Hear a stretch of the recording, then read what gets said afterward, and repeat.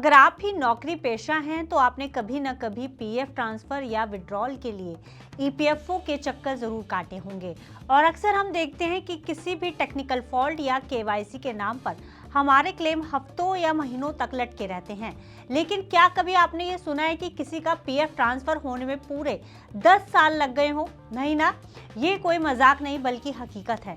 क्योंकि हाल ही में ईपीएफओ की इस कछुआ चाल वाली काम करने की नीति पर एक कंज्यूमर कोर्ट ने डंडा चलाया है। कोर्ट ने ईपीएफओ की लापरवाही को देखते हुए कर्मचारी को 50,000 रुपए का मुआवजा और मानसिक प्रताड़ना का हर्जाना देने का आदेश दिया है। आखिर क्या था ये पूरा मामला? कैसे एक छोटे कर्मचारी ने ईपीएफओ जैसे बड़े संगठन का कोर्ट में सफाया कर दिया? और अगर आपका पीएफ भी फंसा है तो आप इस फैसले का फायदा कैसे आप पर असर डाल सकता है? आइए इन तमाम सवालों के जवाब जानने की कोशिश करते हैं इस वीडियो में। नमस्कार, मेरा नाम है गुंजन मित्तल और आप देख रहे हैं मनी 9। सबसे पहले तो जानने की कोशिश करते हैं कि आखिर ये पूरा मामला क्या है और आखिर ये मामला 10 साल लंबा क्यों खिंचा। दरअसल इस मामले की शुरुआत तब हुई जब कर्मचारी ने अपनी पुरानी कंपनी से नई कंपनी में पीएफ बैलेंस ट्रांसफर करने की अर्जी दी।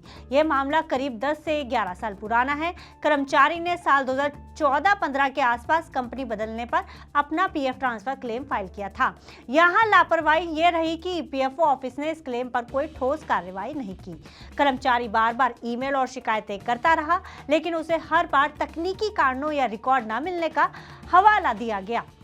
हार मानकर कर्मचारी ने कंज्यूमर कोर्ट का दरवाजा खटखटाया और कोर्ट ने पाया कि ईपीएफओ ने जानबूझकर इस प्रक्रिया में देरी की, जिससे कर्मचारी को भारी मानसिक और आर्थिक तनाव हुआ।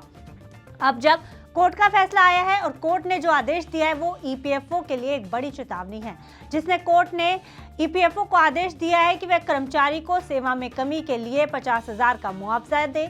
वहीं इसके अलावा कर्मचारी को कानूनी लड़ाई लड़ने में जो खर्च हुआ है उसके लिए अलग से राशि देने का निर्देश कोर्ट ने दिया है। वहीं कोर्ट ने यह भी स्पष्ट किया कि 10 साल तक पैसा ट्रांसफर न होने की वजह से कर्मचारी को जो कंपाउंड इंटरेस्ट का नुकसान हुआ है उसकी भी भरपाई की जाए। हालांकि ईपीएफओ ने जो कोर्ट के सामने दलील दी और कोर्ट ने उस पर जो फटकार लगाई वो अपने आप में ही अजीब है, क्योंकि ईपीएफओ ने अपनी सफाई में कहा कि डेटा माइग्रेशन और पुरानी कंपनी के रिकॉर्ड में डिस्क्रिपेंसीज की वजह से ये देरी हुई। वहीं कोर्ट का जवाब ये था कि तकनीकी कारण 10 साल की देरी का बहाना नहीं हो सकता। ये एक नागरिक के अधिकारों का हनन है। ईपीएफओ एक ट्रस्टी की तरह काम करता है और अपने सब्सक्राइबर के प्रति उसकी जवाबदेही तय होनी जरूरी है। ऐसे में इस ऐतिहासिक फैसले के आम सब्सक्राइबर के लिए क्या मायने हैं, ये भी समझना यहाँ पर बेहद जरूरी हो जाता है। अगर आपका भी पीएफ क्लेम अटका है तो आप भी ये 3 बातें हमेशा याद रखें, जिसमें पहली है टाइम लिमिट। सरकार के नियमों के अनुसार पीएफ क्लेम 20 दिनों के भीतर सेटल हो जाना चाहिए। अगर इससे ज्यादा देरी होती है तो ये सेवा में कमी मानी जाएगी। दूसरा है कंज्यूमर कोर्ट का रास्ता। पीएफ सब्सक्राइबर भी कंज्यूमर्स की श्रेणी में आते हैं। अगर आपकी शिकायत ईपीएफओ के इंटरनल पोर्टल पर हल नहीं हो पा रही है तो आप जिला उपभोक्ता फोरम का दरवाजा खटखटा सकते हैं। और तीसरा, सबूत जुटाएं। अपने हर आवेदन, ईमेल और शिकायत का रिकॉर्ड संभाल कर रखें।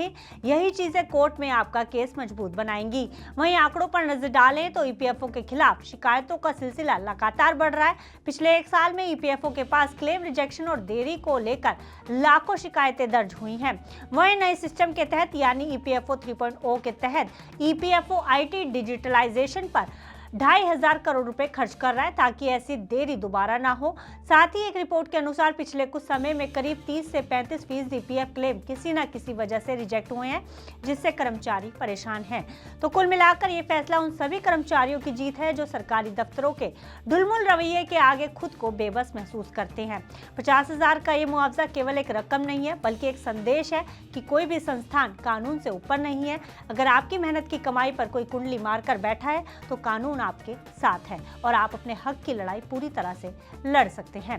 फिलहाल इस खबर में इतना ही। आप बिजनेस से जुड़ी अन्य खबरों के लिए देखते रहिए मनी 9।